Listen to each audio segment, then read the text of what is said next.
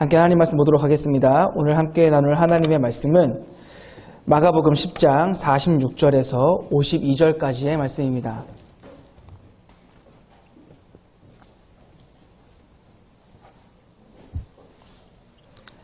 마가복음 10장 46절에서 52절까지의 말씀입니다.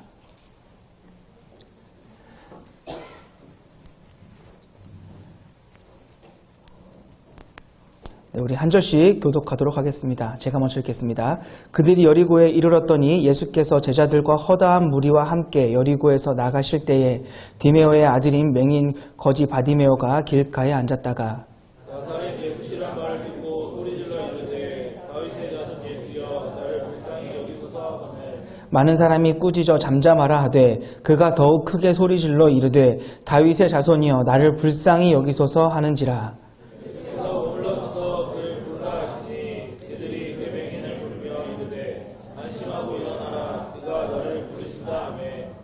맹인이 겉옷을 내버리고 뛰어 일어나 예수께 나아오거늘 예수께서 말씀하시되 내게 무엇을 원하여 주기를 원하느냐 맹인이 이르되 선생님이여 보기를 원하나이다. 함께 읽겠습니다. 예수께서 이르시되 가라 내 믿음이 너를 구원하였느니라 하시니 그가 곧 보게 되어 예수를 길에서 따르니라. 아멘. 사람이 변했다. 이런 말을 아마도 이렇게 심심치 않게 들어보셨으리라 생각합니다. 저 사람 안 그랬었는데, 적어도 처음에는 안 저랬었는데 이상하게 어느 날인가 변했어. 저 사람 처음에는 굉장히 부지런한 사람이었는데 어느 날 보니까 갑자기 게을러져 있어. 저 사람 굉장히 겸손한 줄 알았는데 가만 보니까 좀 아닌 것 같네. 저 사람 연애할 때는 안 그랬던 것 같은데 왜 결혼하고 나니까 왜 남자들은 변하는 거지? 사람들은 누군가가 변했다라고 하지만 사실 더 정확하게 말하자면 그것은 변한 것이 아닙니다. 그저 그동안 못 봐온 그 사람의 진짜 모습을 어떤 계기를 통해서 봤을 뿐입니다. 진짜 모습은 어떤 상황이나 또 환경 등에 가려져서 그동안 보이지 않고 있다가 어느 순간 그 덮고 있던 것이 벗어 던져지게 되면, 그러니까 그 진짜 모습을 목격하게 되면 우리는 실망하게 되고 또 그 모습을 보면서 변했다라고 말하는 것 같습니다. 아무래도 그 사람에게 걸었던 기대 또 어떤 호감들이 마치 그 배신당한 것 같기 때문에 그 사람을 향해서 변했다라고 말을 하는 것 같아요. 잠시 화제를 바꿔서 여러분들에게 질문을 하나 해보겠습니다. 여러분들은 제자이십니까? 여러분들은 정말로 예수님을 따르시는 제자이십니까? 만약 여러분들이 제자라고 하신다면 이런 질문을 또 드릴 수 있을 것 같습니다. 과연 그렇다면 여러분들은 자신들이 제자라고 했는데 그럼 제자가 뭔가요? 제자란 무엇입니까? 과연 이 땅에서 예수님의 제자로 산다라고 하는 것이 뭐냐는 말입니다. 뭐예요 도대체? 많은 사람들이 예수님의 제자라고 하고 예수님을 따른다고 하여서 제자 훈련을 받고 제자의 길을 걸어가고 있지만 이상하게 그렇게 많은 사람들이 예수님의 제자로 오늘날 살고 있는데 이 세상은 변하지 않고 있다라는 거죠. 오히려 제자인 줄 알았는데 정말 신실한 예수님의 그 제자인 줄 알았는데 어느 순간 그 사람도 별반 다를 것이 없는 그런 모습을 보면 과연 제자라고 하는 것이 무엇인지, 예수님을 따라 산다라고 하는 것이 무엇인지 의문이 생긴다라는 말입니다. 예수님과 같이 살고 싶다고 해서 예수님이 가신 그 길을 따라가고 싶다고 해서 많은 사람들이 오늘날 제자 훈련을 받습니다. 예수님의 제자로 살기 위해서 많은 시간과 정성과 또 삶을 다 바쳐서 책도 읽고 또 성경도 많이 읽고 많은 가르침도 받고 새벽 예배도 드리고 또 큐티도 하고 정말 많이 구별된 삶을 살기 위해서 노력하고 있어요. 그런데 정말 이상하게도 그렇게 많은 사람들이 훈련을 받고 예수님의 제자가 되기로 헌신하고 있지만 이상하게도 이 세상은 변하지 않고 오히려 교회들만 더 힘들어져 가고 있다라는 말입니다. 문제가 뭘까요?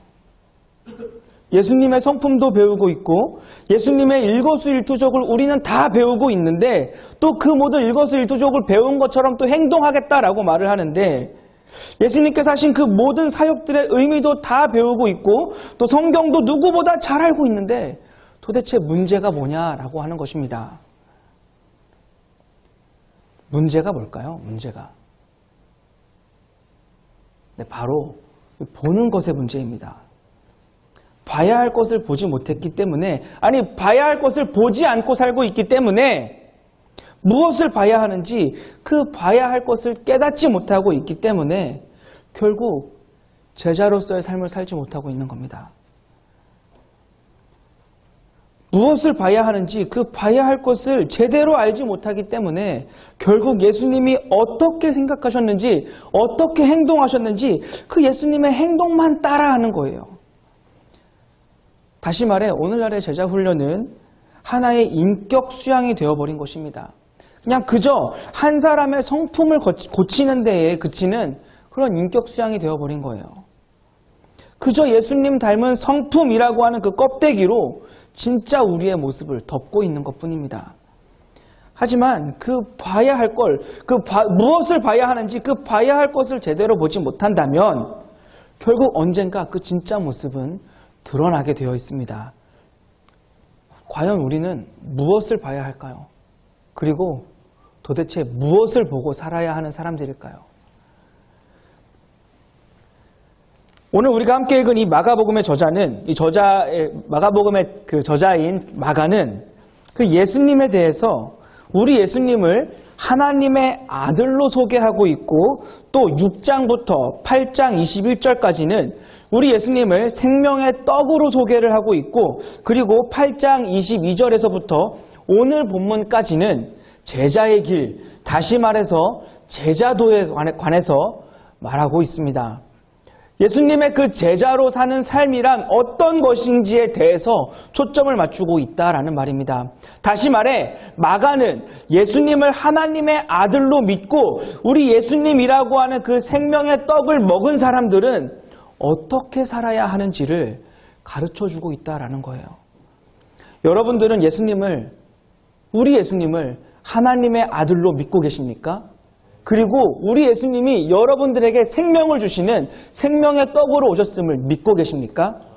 그렇다면 오늘 주신 이 말씀을 받고 여러분들의 삶에, 우리의 삶에 어떻게 적용할 수 있는지를 고민할 수 있는 시간이 되었으면 좋겠습니다.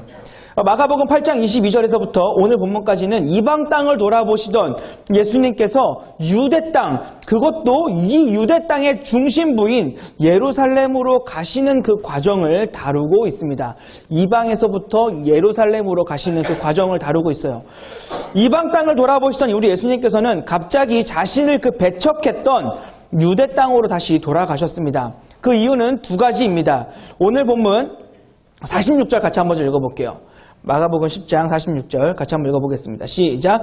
그들이 여리고에 이르렀더니 예수께서 제자들과 허다한 무리와 함께 여리고에서 나가실 때에 디메오의 아들인 맹인 거지 바디메오가 길가에 앉았다가, 여기 보니까 허다한 무리와 함께 여리고에서 나가셨다라고 합니다. 다시 말해 진짜 많은 사람들이 예수님의 제자가 되어서 또 제자가 되고 싶어서 그 예수님의 그 가르침대로 살겠다라고 따르고 있는 상황입니다. 12제자뿐만 아니라 정말 허다한 무리들이 예수님을 따르고 있습니다. 예수님께서 이 예루살렘으로 가시면서부터 정말 많은 사람들이 예수님을 따라갔어요. 이들이 우리 예수님을 따르고 있는 이유는 두 가지입니다. 먼저는 유월절을 지키기 위해서입니다. 유월절이 되면 이 모든 유대인들은 예루살렘 성전에 모여서 그 명절을 지킵니다. 하나님께 제물을 바치고 제사를 드리면서 이 명절을 지켜요. 한 예로 우리 예수님께서 유년 시절 이 성전에서 길을 이루셨던 사건을 다 기억하고 계시는 줄로 믿습니다. 이 명절을 지키기 위해서 나사렛에서부터 예루살렘으로 왔다가 그 돌아가는 길에 우리 예수님을 잃어버린 거예요.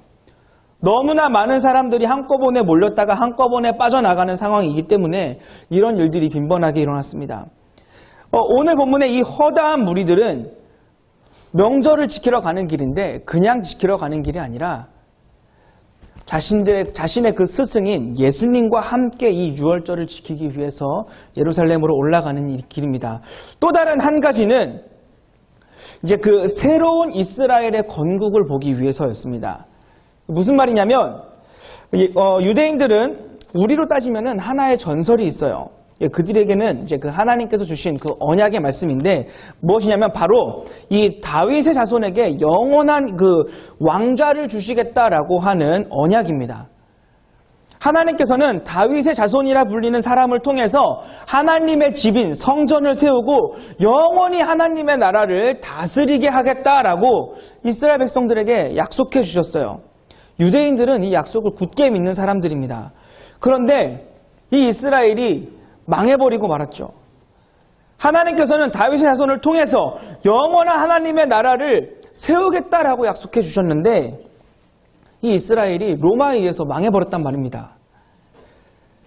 바벨론이라고 하는 막강한 나라의 포로로 끌려가고 페르시아라고 하는 이 나라의 식민지살이를 하고 이 로마라고 하는 나라의 식민지살이를 하고 있다는 말이에요. 유대인들은 이 메시아가 전설 속으로, 그러니까 다윗의 후손에 그 관한 하나님의 약속이 전설 속으로 사라지는 줄 알았을 것입니다. 하나님께서 자신들을 버리셨다라고 생각했을지도 모르겠어요. 자신들의 기업에서 이 메시아의 통치, 다윗의 후손의 통치를 기다리고 있는데 그 통치를 소원하고 있는데 로마에 의해서 완전히 망해버리면서 그날은 오지 않는 것 같았다라는 말입니다. 그런데 무슨 일이 일어났냐면 자신들이 버렸던, 자신들이 배척했던 그 예수라고 하는 한 사람이 하나님의 아들이며 다윗의 자손이라고 하는 메시아라고 하는 말을 들은 것입니다. 자신들의 왕, 그토록 바라고 소원했던 진짜 왕이 오셨다라고 하는 말을 이방인들을 통해서 들은 거예요. 따라서 유대 땅으로 오신 예수님을 이 유대인들은 아주 격하게 맞이했습니다. 왜냐하면 기다리던 자신들의 진짜 왕이 오셨기 때문이에요. 자신들의 왕이신 예수님이 이제 이 여리고를 지나서 예루살렘에 가기만 하면 지금까지 보여주셨던, 지금까지 베풀어 주셨던 그 모든 능력들로 로마 군인들을 물리치고 이 이스라엘을 독립시키고 다윗이 누렸던 그 전성기의 이스라엘을 만들 것이라고 믿었기 때문입니다. 이 예수님이 왕이 되기만 하면 병든 자를 고치시고 죽은 자를 일으키시고 귀신들을 내쫓으시고 풍랑들을 그 명화에서 그 잠잠하게 하시던 그 능력들로 이 로마 군인들을 물리칠 뿐만 아니라 세계를 제패하고 모든 세상을 이 자신들의 발 아래에 무릎 꿇게 하실 것이라고 생각했기 때문에 이 사람들은 예수님을 따르고 있던 것입니다. 이 간절한 기대를 가지고, 이 부푼 기대를 가지고 허다한 유대인 그 무리가 예수님을 따르기 위해서 예수님을 따라 이곳 여리고 예루살렘에 들어가는 입구에까지 온 것입니다. 이제 이 여리고를 이제 나서서 예루살렘에 들어가기만 하면은 새로운 세상이 열리게 된다라는 거예요. 그 마음이 어떻겠습니까? 그런데 이 여리고까지 오는 과정이 여간 평범하지 않았어요. 이방 땅에서 이곳 그 여리고까지 오는 여정이, 그러니까 왕이 되기 위해서 그 가시는 그 길이 순탄치 않았고 또 영광스럽지도 않았다라는 겁니다.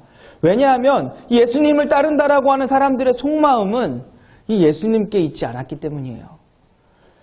예수님께서 여리고로 오시는 이 여정이 영광스러우려면 그 뒤를 따르는 사람들이 우리의 왕이 오신다고 해서 그 왕을 찬양하고 그 왕의 존귀하심을 높여드리고 그 왕이 다스리는 그 영원한 하나님의 나라를 바라보며 따랐어야 합니다. 그런데 이 예수님을 따른다라고 하는 이 사람들의 속마음, 예수님을 뒤따르는 사람들의 진짜 모습은 바로 자기가 높아지는 데에 있었습니다. 자신이 돈 한 푼이라도 더 쥐기를 바랐고 자신이 보다 더 높은 곳에 서기를 바랬어요. 모든 사람들이 경쟁자였고 예수님께 보다 더 잘 보이기 위해서 저 사람보다 내가 더 예수님을 위해서 헌신하고 수고한 사람이 되기 위해서 혈안이 되어 있었다라는 말입니다.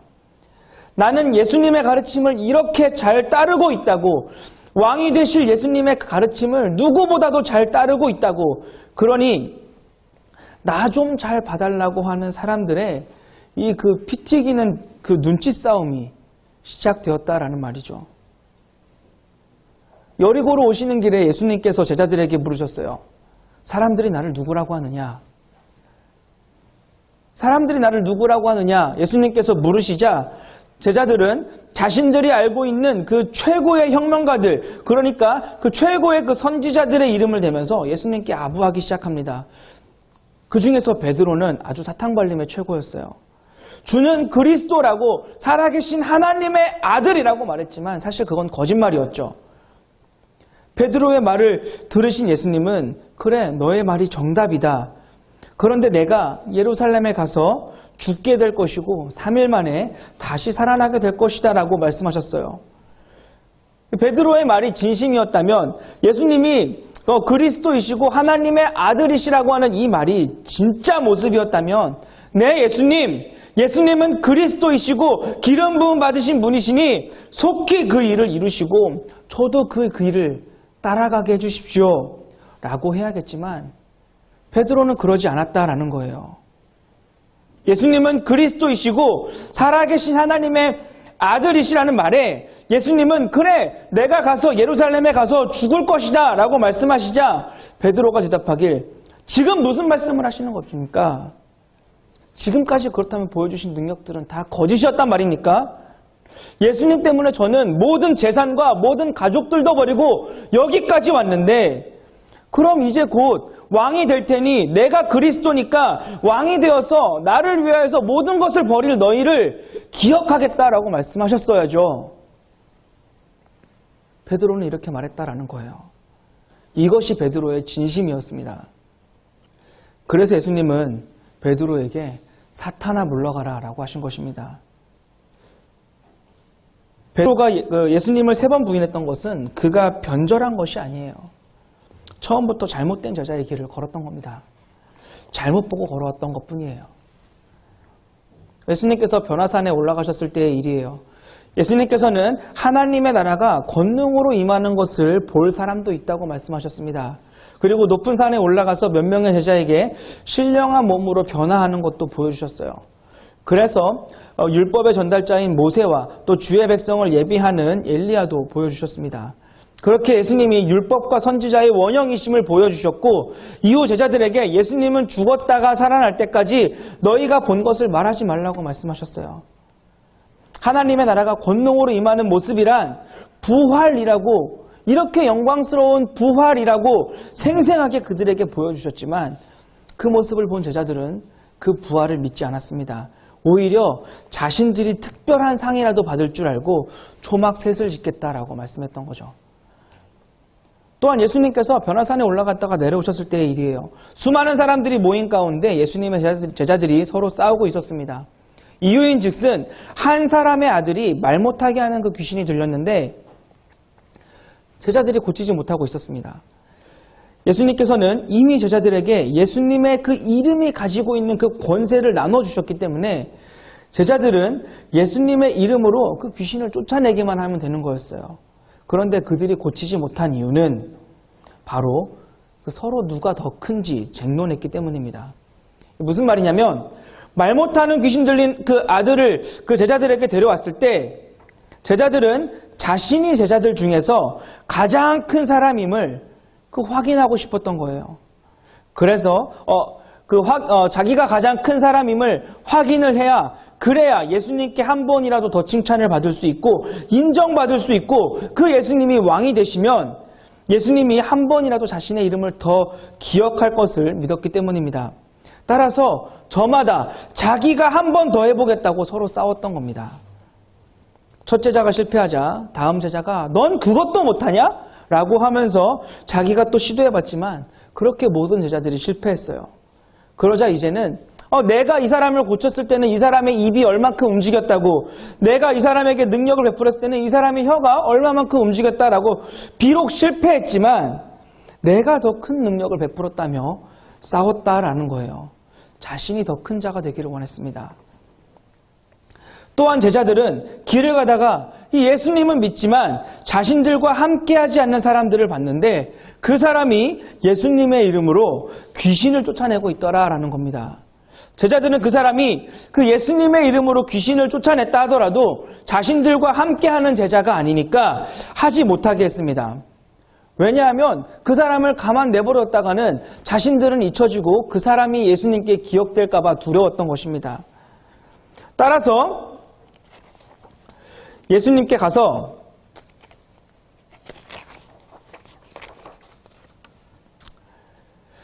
예수님, 저 사람이 비록 귀신을 내쫓았지만 우리처럼 예수님을 따르는 사람은 아닙니다. 우린 예수님을 따르기 위해서 재산도 버리고 가족도 버린 사람이에요. 라고 하면서 그 사람을 폄하하고 자신들을 드러내기를 원했다라는 겁니다. 또한 제자들은 아이들이 예수님께 오는 것도 막았어요. 어머니들이 자기 자녀의 축복을 바라면서 예수님께 나아오자 제자들은 그 아이들을 막았습니다. 그들은 아이를 빌미로 그 어머니들이 예수님께 접근하고자 하는 것으로 오해했기 때문이에요. 아이를 축복해달라고 하지만 사실은 예수님께 접근해서 그 예수님이 왕이 되시면 한 자리를 얻어보려는 속셈으로 이 제자들은 이해했고, 따라서 아이들이 예수님께 가까이 가는 것을 막았습니다. 예수님, 저 아줌마들이 애들을 핑계로 예수님께 로비하려고 하는 것을 제가 막았어요. 예수님 귀찮지 않도록 제가 신경 쓰고 예수님을 향해서 제가 온갖 촉각을 곤두세우고 있었던 저를 기억해 주시길 바랍니다. 라고 이 제자들은 자랑하고 싶었을 거예요. 그러나 우리 예수님의 생각은 그리하지 않으셨다라는 말입니다. 오히려 이 아이들과 같지 않으면 천국에 갈 수 없다라고 하는 것이 우리 예수님의 가르침이었습니다. 우리 예수님께서 이 왕이 되실 것이다 라고 하는 이 말은 바리새인들도 움직이게 했어요. 한 부자 청년이 예수님께 왔습니다. 그리고는 예수님께 말합니다. 선하신 예수님, 어떻게 하면 영생을 얻을 수 있겠습니까? 참으로 멋있는 자세이지 않습니까? 예수님, 어떻게 하면 영생을 얻을 수 있겠습니까? 하지만 이 부자 청년은 처음부터 예수님께 거짓말을 한 것입니다. 예수님의 마음을 사보려는 속셈이었던 거예요. 예수님을 선하다라고 해서 그 예수님의 가르침인 영생을 들먹이면서 예수님의 마음을 사보려고 한 것이고, 예수님께 자신의 의로움을 나타내서 예수님이 자신을 기억해 주기를 바랬던 겁니다. 그래서 예수님께서 이 청년에게 이렇게 말씀하시죠. 네가 계명을 아니까 살인도 하지 않고 간음도 하지 말고 도둑질도 하지 말고 속이지도 말고 거짓말을 하지도 말고 부모를 잘 모셔라 라고 하시자 이 청년은 기다렸다는 듯이 네 예수님, 제가 그거 다 지키고 있습니다 라고 자신 있게 말했어요. 이 부자 청년의 마음속에는 그래, 이제 됐다. 예수님이 나를 옳게 보시는구나 라는 생각이 들었을 것입니다. 그러나 예수님이 이렇게 말씀하십니다. 네가 한 가지 안 한 것이 있는데 너 돈 많지? 그거 가지고 가난한 사람들 좀 나눠줘라. 그리고 모두 다 나눠준 다음에 그 다음에 나를 따라오도록 해라. 내가 너에게 영원한 생명을 주겠다. 그러자 그 부자 청년은 돈이 많아서 고민하다가 돌아갔다라고 합니다. 이 청년은 사실 영생을 얻고 싶었던 것이 아니죠. 그저 예수님을 통해서 더 많은 돈을 얻고 싶었던 것입니다. 지금 쥐고 있는 돈을 놓지 않은 상태로 더 많은 돈을 쥐고 싶었을 뿐입니다. 이 모습을 지켜본 베드로는 기회를 놓치지 않았어요. 예수님, 저 부자는 자기 재산을 못 버렸죠. 우리는 다 버리고 예수님만 따라왔습니다. 그러니 어서 예루살렘으로 가시죠. 어서 빨리 예루살렘으로 가셔서 우리들의 왕이 되어주십시오. 그래서 예수님을 위해서 모든 것을 버린 우리를 위해서 벼슬을 나눠주십시오. 이 말을 들으신 예수님은 그래, 모든 것을 버린 사람들은 후에 큰 상이 있을 것이다. 그러나 처음 된 자가 나중되고 나중된 자가 처음 될 것이다 라는 알 수 없는 말로 베드로에게 대답하셨습니다. 여리고에 거의 다 이르렀을 때 야고보와 요한이 예수님께 이렇게 말합니다. 이제 금요일에 우리 담임 목사님께서 설교하신 본문이신데, 예수님 왕좌에 오르시면 우리를 예수님의 좌편과 우편에 앉게 해주십시오. 다른 복음서에는 이 순간에 야고보와 요한의 어머니까지 동원된 것으로 나타납니다. 이 장면을 본 제자들은 난리가 났어요. 아직까지도 제자들 중에서 누가 더 큰지, 누가 더 예수님의 가르침대로 잘 살고 있는지, 누가 가르침대로 그 능력을 잘 행하고 있는지 그 서열 정리가 완벽하게 끝나지 않았기 때문에 이런 야고보와 요한이 어머니까지 동원하는 이 얍삽한 수작이 아니었던 것입니다. 이런 제자들을 향해서 섬기는 자는 섬김을 받고 또 섬김을 받는 자가 섬기게 될 것이라고 우리 예수님께서 이 땅에 오신 이유는 섬기기 위해서, 대속물로 주기 위해서 온 것이라고 가르쳐 주셨습니다. 지금까지 제가 구구절절히 이렇게 다 말씀드렸는데 혹시 제가 무슨 말을 하려고 하는지 아시겠습니까?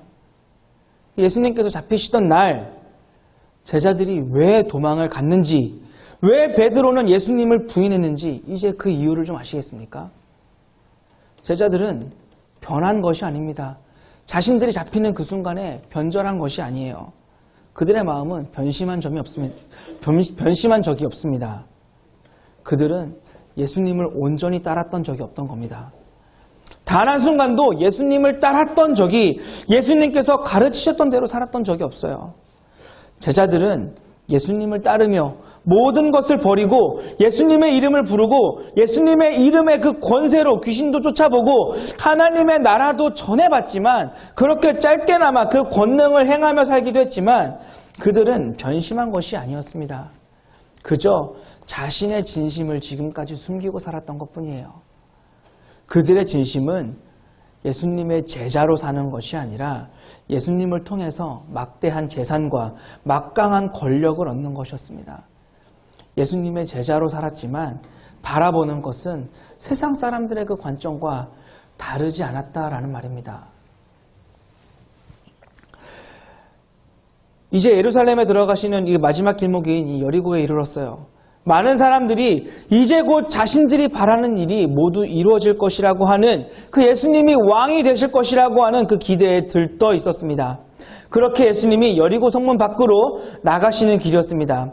어떤 한 거지가 예수님을 부르는 소리가 들렸어요. 다윗의 자손 예수여, 나를 좀 불쌍히 여겨주십시오.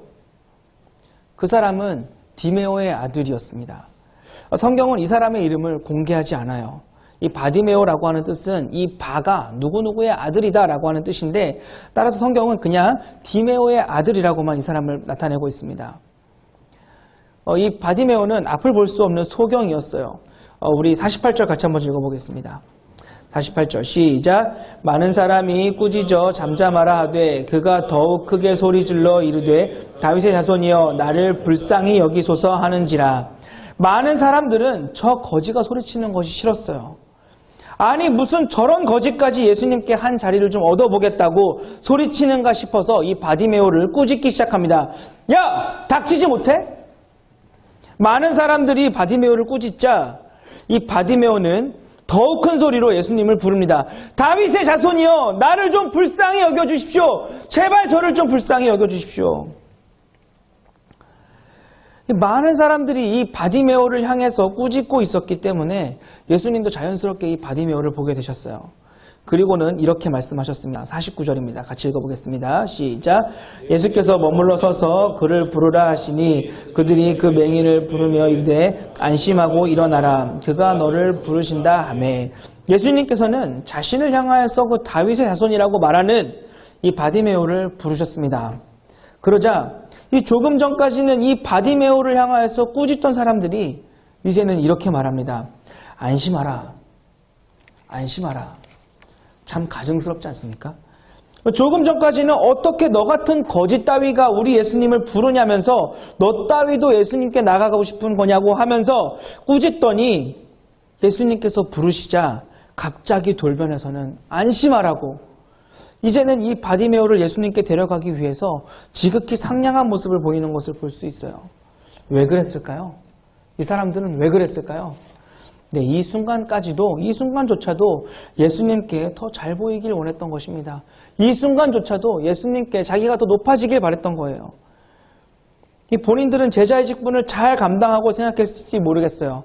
그러나 그 진심을 아시는, 우리의 중심을 꿰뚫어 보시는 예수님께서는 이 제자들의 모습을 뱀보다 더 가증스럽게 보셨을 것입니다.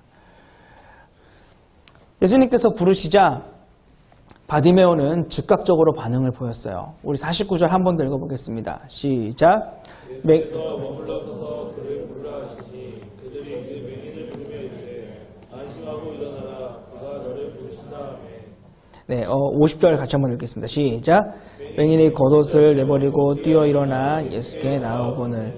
바디메오는 자신의 겉옷을 내버리고 사방을 더듬거리면서 돌아다녔을 거예요. 혹시 여러분들은 이 모습이 상상이 되십니까? 이 소경이 예수님께 가기 위해서 그냥 예수님께서 부르시는 그 방향으로 이렇게 온전하게 걸어갔을까요? 우리가 걸어가는 것처럼? 네, 그러지 않았겠죠. 네, 이 바디메오는 예수님께서 부르시는 그 음성을 따라서 사방을 더듬거리면서 돌아다니기 시작합니다. 여기저기서 그 예수님의 소리를 찾아서 이리저리 헤매이고 있고, 사람들은 그 바디메오의 모습, 그 앞을 보지 못하는 바디메오가 손을 허우적거리면서 아둥바둥거리는 그 모습을 보고 조롱하고 있었을 것이란 말입니다. 저런 사람이 어떻게 예수님께 나아갈 수 있겠느냐며 그 모습을 비웃었을 것이란 말입니다. 이렇게 모든 사람들이 이 바디메오를 향해서 조롱하면서 쳐다보고 있을 때 오직 한 사람만 그 모습을 보며 애를 태우고 있죠. 누구일까요? 네, 바로 우리 예수님이십니다. 바로 우리 예수님만 이 바디메오가 이리저리 헤매면서 예수님께 오는 그 장면을 보면서 이 속에서부터 그 주체할 수 없는 그 안타까움과 그 눈물을 참으면서 그 바디메오를 기다리고 계시다라는 말입니다. 그게 우리 모습일 수 있어요. 세상에서는 하나님 나라를 위해서 손해보며 사는 우리들을, 예수님 때문에 핍박받고 예수님 때문에 고난받고 사는 우리를, 예수님 때문에 손해보면서 사는 우리를, 그런 우리를 향하여서 조롱하고 어리석다고 바보 같다라고 미련하다라고 할 수 있어요. 그러나 저 하늘나라에서 우리를 기다리시는 예수님은 그런 우리가 세상에서 헤매이다가 우리 예수님 앞에 오는 그날을 그 주체할 수 없는 그 눈물을 머금고 바라보고 기다리고 계시다라는 말입니다. 힘들고 어려운 순간에 우리 예수님이 안 보인다고 어디로 가야 할지 모르겠다라고 포기하지 말고 끝까지 우리 예수님의 말씀에, 우리 예수님의 음성에 귀를 기울이시기 바랍니다. 드디어 바디메오가 예수님께 왔어요.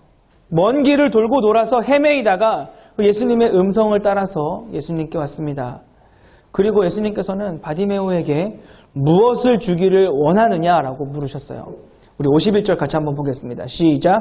예수께서 말씀하여 이르시되 내가 무엇을 하여 주기를 원하느냐. 맹인이 이르되 선생님이여 보기를 원하나이다. 이 바디메오의 소원은 보는 것이었습니다.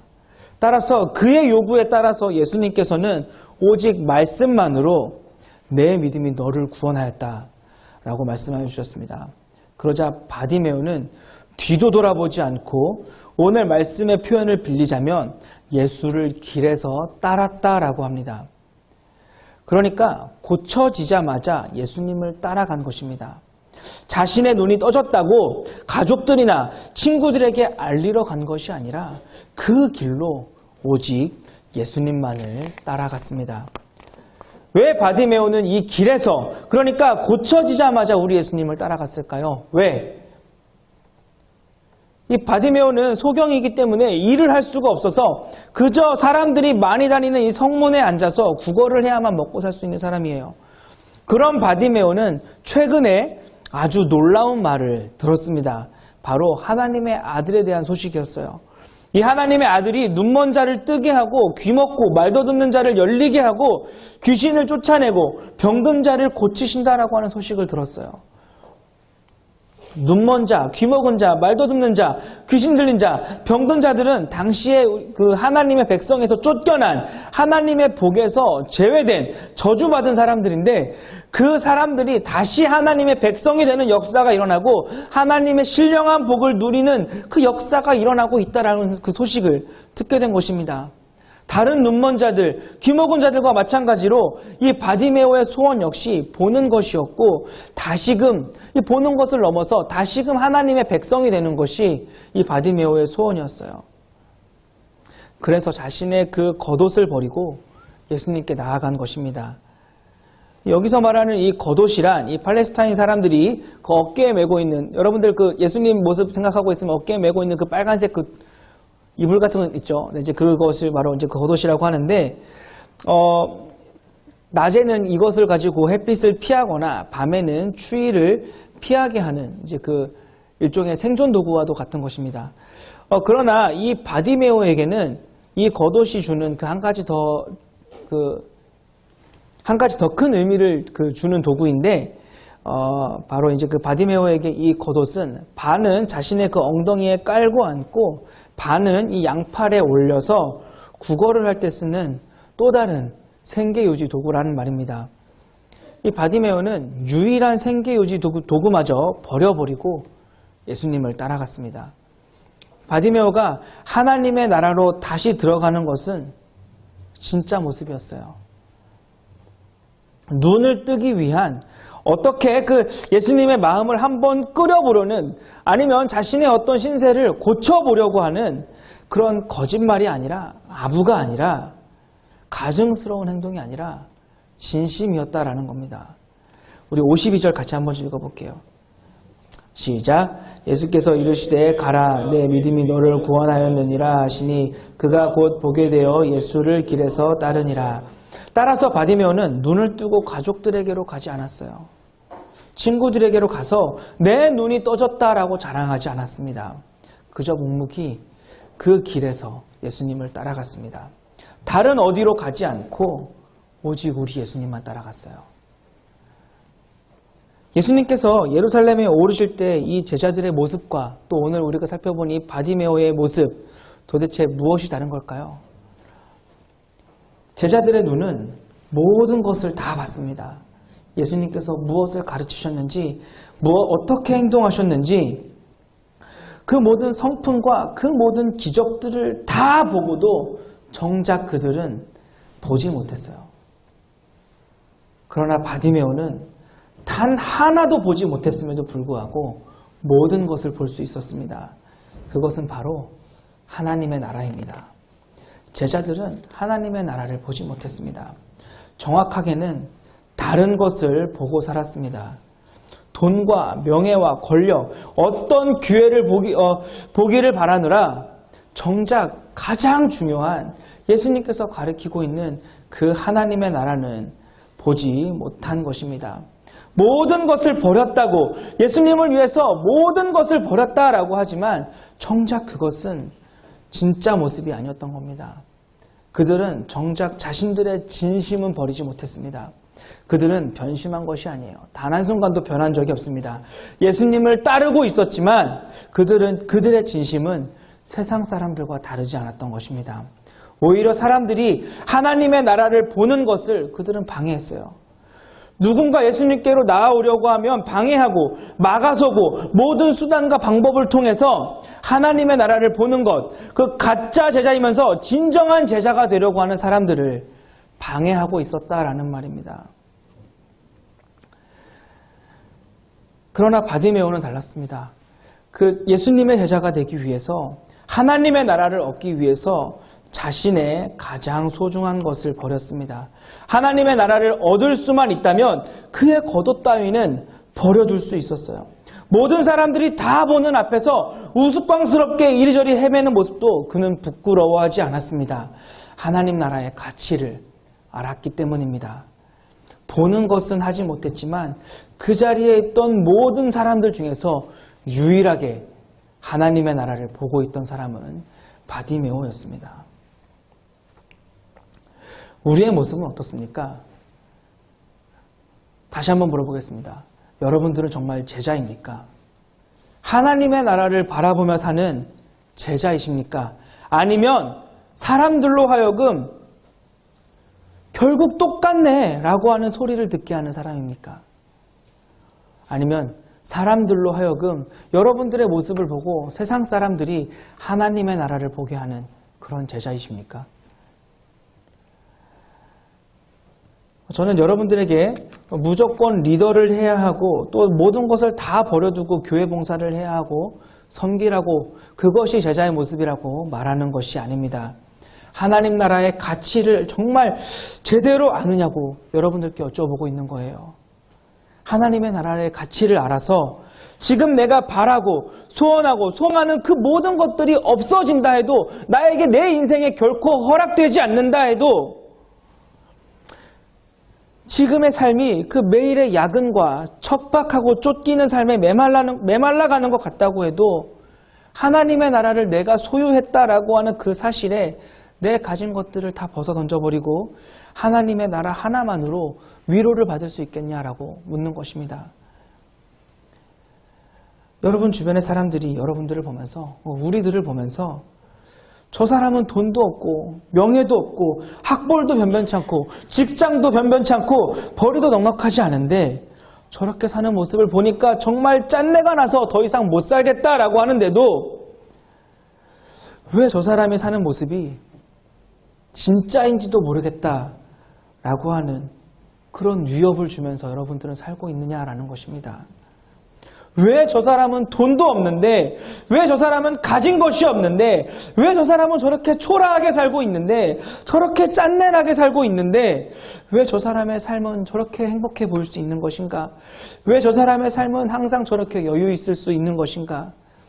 우리를 바라보고 있는 세상 사람들이 스스로에게 그렇게 질문을 하도록 만들고 있느냐라는 것입니다. 만약 그렇게 살고 있지 못하다면 제자라고 하면서도 사람들이 우리의 모습을 보면서 역시 돈이 최고라고, 세상 사람들이 우리를 보면서 역시 좋은 학벌을 가져야 하고 역시나 좋은 직장을 가져야 한다라고 말하는 결국 똑같네 라고 하는 그 생각을 하게 만든다면, 그 어떤 위협도 그들에게 주지 못한다면 우리는 제자라고 할 수 없는 것 같아요.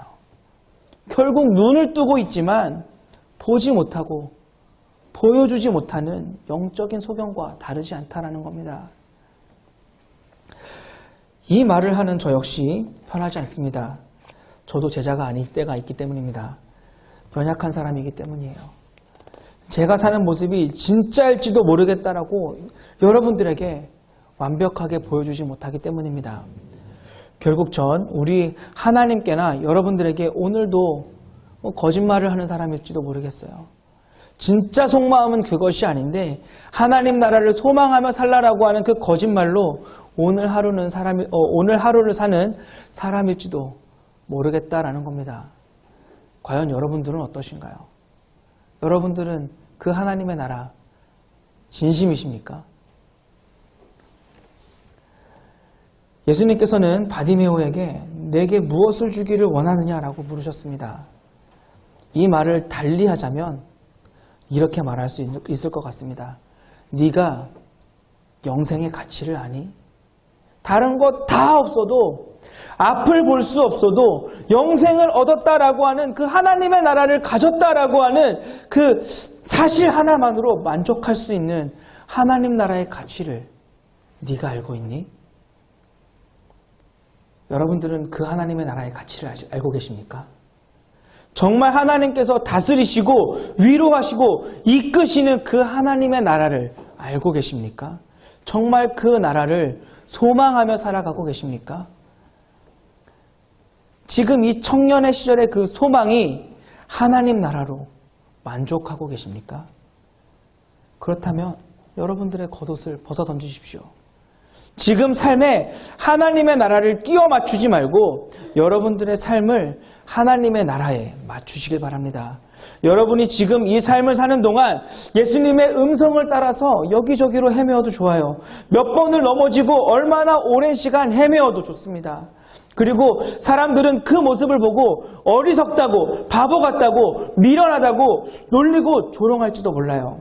그러나 우리 예수님만큼은 그런 여러분들의 눈을 뜨게 해주셔서 보게 해주실 것입니다. 바로 하나님의 나라를 여러분들에게 보여주실 것입니다. 뿐만 아니라 여러분들의 그 하나님의 나라를 바라보며 살고 있는 그 모습을 통하여서 여러분들의 그 주변 사람들도 하나님의 나라를 보게 하실 것입니다. 하나님의 나라를 보는, 하나님의 나라를 보게 하는 예수님의 참된 제자가 되기를 바랍니다. 기도하겠습니다.